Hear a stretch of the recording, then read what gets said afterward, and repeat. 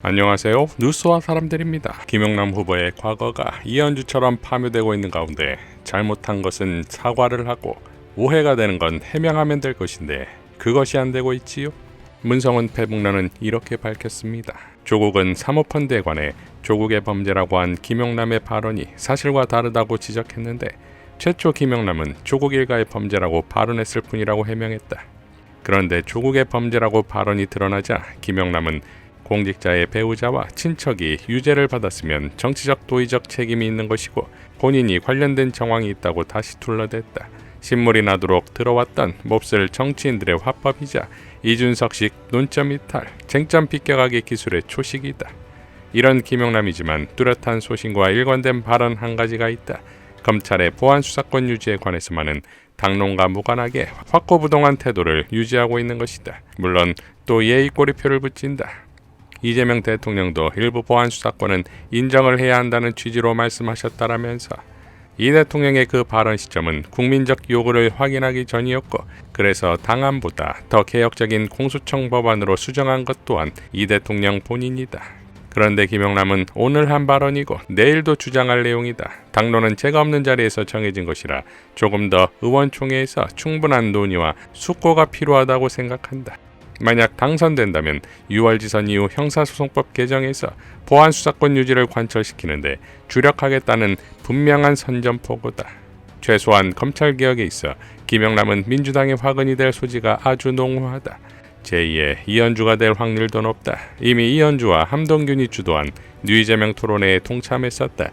매불쇼에서 최욱이 함동균을 지목하며 토론회 참석을 지적하자 그는 이렇게 대답했었다. 나는 그날 그 사람을 처음 봤었는데 다음에 안 가지 뭐. 언제 함동균을 봤냐는 질문이 아니었다. 평소 김영남은 이준석을 자주 비판한다. 욕하면서 담는다는 말이 있다. 이를 심리학에서는 무의식적 내사라고 한다.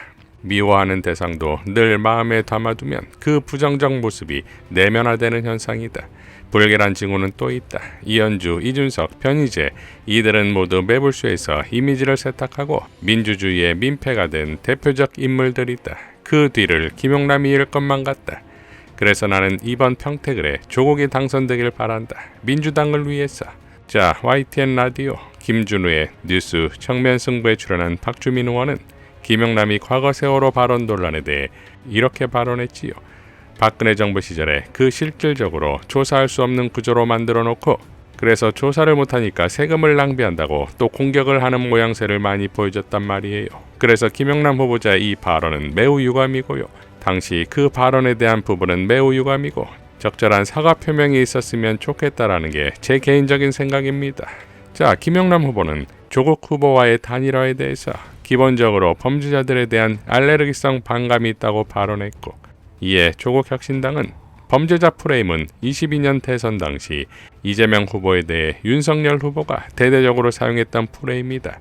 김영남 후보는 당시 윤석열 캠프 대변인이었고 이재명 후보에게 범죄자라고 맹공을 퍼붓던 행동을 다시 하고 있다 라고 비판했지요.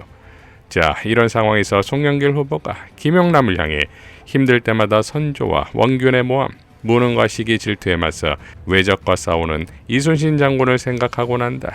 이재명 대통령도 당내에서 모진 핍박을 받으면서 싸워 이겨냈다. 파이팅! 라고 댓글로 응원했습니다. 이재명처럼을 가장 잘 설명한 정청래가 있지요. 부산 전재수 개소식에 참석한 정청래 대표는 다음과 같이 연설했습니다. 제가 오면서 전재수를 연구해 봤습니다. 이 시대에 참 전재수 연구가로서 전재수를 한번 분석해 보겠습니다. 전재수는 이재명을 닮았습니다. 첫째, 똑똑합니다. 똑똑하다는 것은 콘텐츠가 있다는 것이고 콘텐츠가 있다는 것은 디테일에 강하다는 것이고 디테일에 강하다는 것은 숫자로 말할 수 있다는 것입니다. 전재수 걸핏하면 숫자 얘기합니다. 이재명 대통령 국무회의 하실 때 보시면 정확하게 얘기합니다. 이재명을 닮았다. 똑똑하다. 두 번째, 꼼꼼하다. 대통령께서 국무회의 하시면서 정말 꼼꼼하게 점검하고 확인하고 또 점검하고 또 확인하고 전재수가 그렇습니다. 제가 전재수에게 물어봤어요. 뉴스공장에 나와서 거의 뭐 방언의 은사가 나오듯이 막 말을 하는데 그거 다 외웠냐고 그랬더니 대표님 그거 10년도 넘게 연구했어요. 제가 다 알고 있어요. 그러더라고요. 참 꼼꼼합니다. 이재명 대통령을 닮았습니다. 전재수는 집념이 강합니다.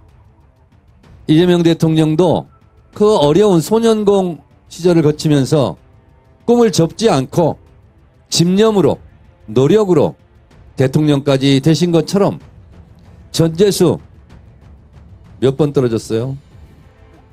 3번 떨어졌죠. 총선에 나가본 사람은 압니다.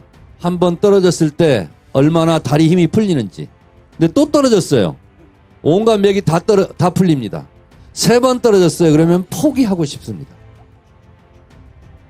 그런데 포기하지 않고 다시 도전해서 3선 국회의원이 됐고 또 더불어민주당 부산시장 후보가 됐습니다. 이것은 이재명 대통령의 생존 본능처럼 집념의 사나이가 아니면 하기 어렵습니다.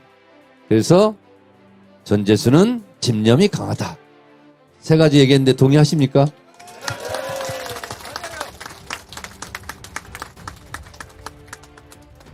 네 번째, 전재수는 참 정의롭고 좋은 사람입니다. 이재명 대통령과 함께 일을 해본 저로서는 참 정의롭고 따뜻하고 그리고 참 좋은 사람이다 라는 생각을 지울 길이 없었습니다.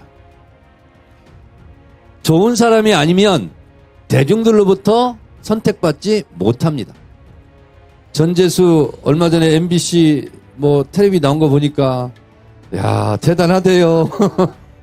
저도 망원시장 가면 쌀집 아저씨처럼 사람들이 그러는데 저보다 훨씬 더 그렇게 전재수를 사랑하는 부산 시민들을 보면서 좋은 사람이 아니고서는 그러기가 어렵다 이런 생각을 했습니다. 전재수 좋은 사람이라면 박수 한번 보내주시기 바랍니다.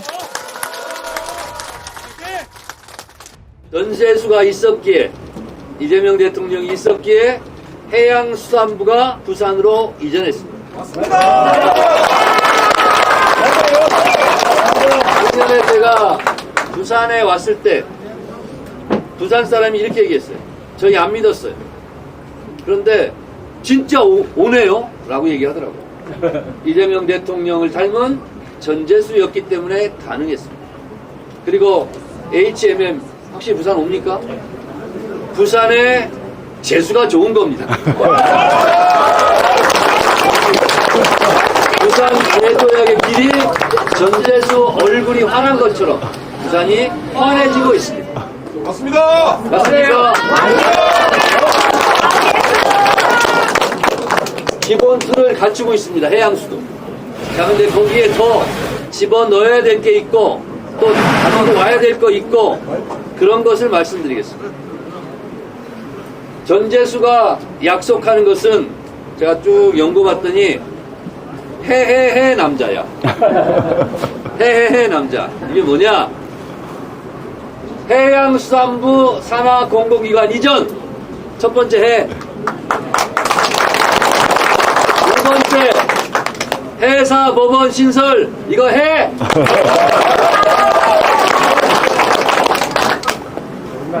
대형 해운회사 유치. 이거 해. 거기다가 동남투자공사 50조 원 규모. 그렇습니다. 이것도 해. 그래서 해 남자. 누구라고요? 전재수입니다. 그렇다면 시장에 지금 민주당 후보들이 이재명을 닮아야 할 건 모진 피박을 이겨낸 것이 아니라 이재명의 유능함입니다. 이상 뉴스와 사람들이었습니다. 시청해 주셔서 감사드립니다.